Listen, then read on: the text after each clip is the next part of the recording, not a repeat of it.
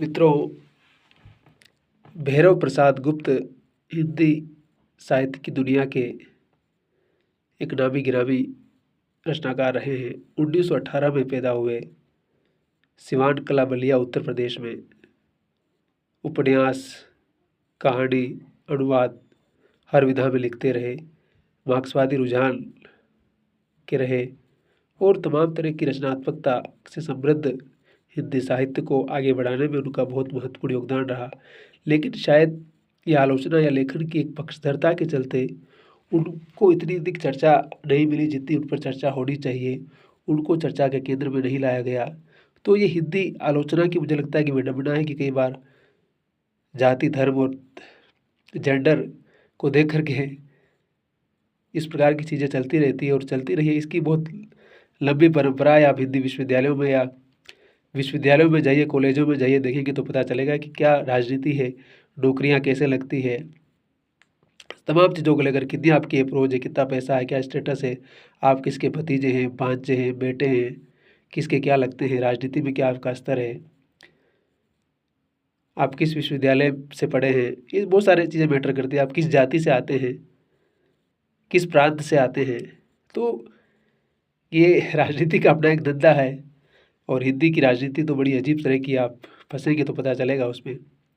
तो भैरव प्रसाद गुप्त के बारे में बात कर रहे थे कि इनके उपन्यास है शोले, मशाल, गंगा मैया, जंजीरें और नया आदमी, सीता मैया का चोरा, धरती, आशा कालिंदी, अंतिम अध्याय, नौजवान, एक जीनियस की प्रेम कथा, सेवाश्रम, काशी बाबू, भाग्य देवता, अक्षरों के आगे मास्टर जी, छोटी की शुरुआत।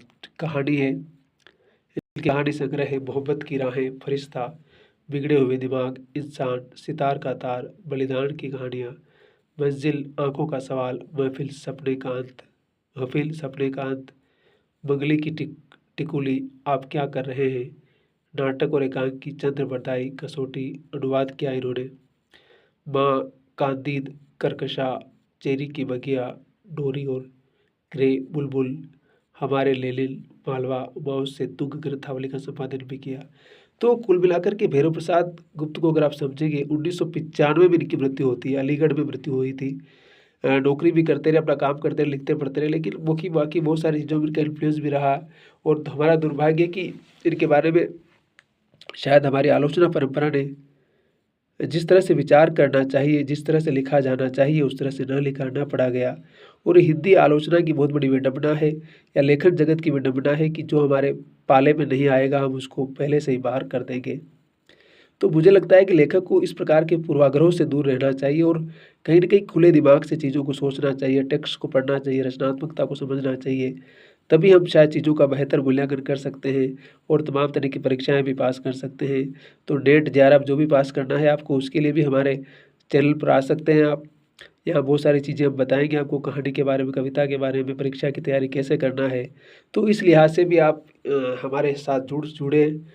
मैं आपसे निवेदन करूँगा और मैं ज़रूर आपकी मदद करूँगा और आपको ज़रूर फ़ायदा होगा उससे। तो लिखने पढ़ने की ट्रेडिशन कैसे उसको समझना है और कैसे एक बेहतर इंसान के रूप में अपने आप को प्रेज़ेंट करना है, वो भी ज़रूरी है।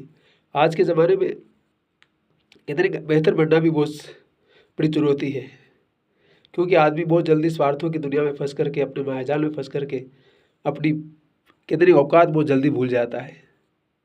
तो औकात नहीं भूलना चाहिए कि हम किस ज़मीन से आते हैं और हमेशा विनम्रता बने रहते हुए हम जीवन में बड़े-बड़े मुकाम हासिल कर सकते हैं।